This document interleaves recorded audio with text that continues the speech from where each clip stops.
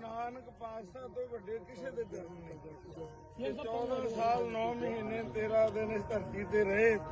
ਇਸ ਧਰਤੀ ਨੂੰ ਜੋ ਮੁਬਾਰਕ, ਅਸੀਂ ਨਹੀਂ ਕਹਿੰਦੇ ਕਿ ਇਸ ਧਰਤੀ ਦਾ ਕੋਈ ਉਹਨਾਂ ਨੇ ਰਾਹ ਛੱਡਿਆ ਹੋਊਗਾ, ਕੋਈ ਕਿਨਾਰਾ ਛੱਡਿਆ ਹੋਊਗਾ, ਜਿੱਥੇ 14 ਸਾਲ ਰਹੇ ਤੇ ਉਹਨਾਂ ਨੇ ਡਿਊਟੀ ਕੀਤੀ ਹੈ। ਇਹ ਤਾਂ ਇੱਕ ਕਿਰਨਾਮਤ ਆ ਸਾਡੇ ਵਾਸਤੇ, ਗੁਰਸਿੱਖਾਂ ਵਾਸਤੇ, ਹਰ ਪ੍ਰਾਣੀ ਵਾਸਤੇ, ਕਿਉਂਕਿ ਗੁਰੂ ਨਾਨਕ ਪਾਤਸ਼ਾਹ ਦੇ ਚਰਨਾਂ ਦੇ ਨਾਲ ਇਹ ਸੋਈ 120 ਬਾਣੀ ਆਈ। ਅਫਸੋਸ ਆ ਇਹਦਾ ਕਿਨਾਰੇ ਖੜਿਆ ਨਹੀਂ ਸੀ ਜਾ ਸਕਦਾ। ਤੇ ਅੱਜ ਜਿਹੜੀ ਮਹਾਰਾਜ ਨੇ ਬਖਸ਼ਿਸ਼ਾਂ ਕੀਤੀਆਂ ਤੇ ਬਹੁਤ ਬਹੁਤ ਤੁਸੀਂ ਆਏ ਹੋ। 2000 ਚ ਇਹਦੀਆਂ ਕੁਝ ਹੋਰ ਸਮੱਸਿਆਵਾਂ ਉਹ ਤੁਹਾਨੂੰ 165 ਦਸੂਏ ਤੋਂ ਆਰੀਕੇ ਤੱਕ ਸਮੱਸਿਆ ਉਹ ਤੁਹਾਨੂੰ ਦੱਸਾਂਗੇ ਜਿਹੜੀਆਂ ਹੈਗੀਆਂ। ਕੋਈ ਗੱਲ ਨਹੀਂ, ਉਹਦੇ ਕਰਨ ਵਾਲੇ ਮਸਲੇ ਹੱਲ